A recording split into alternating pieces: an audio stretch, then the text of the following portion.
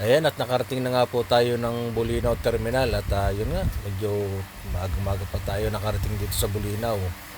At yun, malalaman natin kung ano na schedule natin ngayon.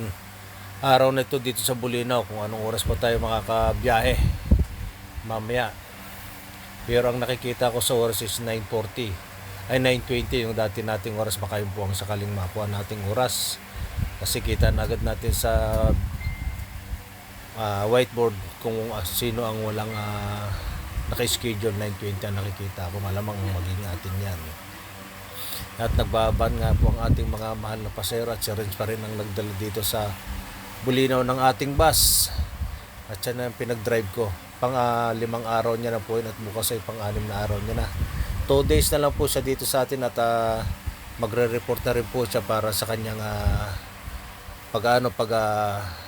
pagdadrive dito sa ating company.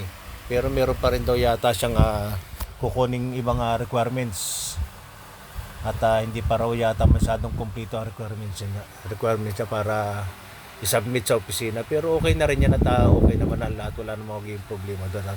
Nakapag-apprentice naman siya ng maayos, at wala namang naging problema.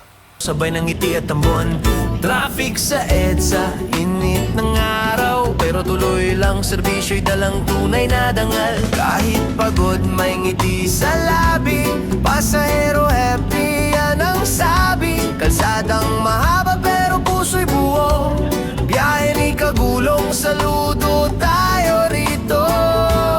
Biyahe ni Kagulong, araw-araw masigla, 5-star bus, kasama ka sa init sa ulan. Kahit may traffic man, laging kalmado, laging unawain yan.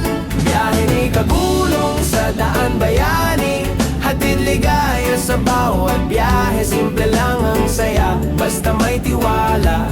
Biyahe ni Kagulong, bida sa kalsada. Sa kanto may batang kumakaway, si Kagulong ngiti muna, sabay aray.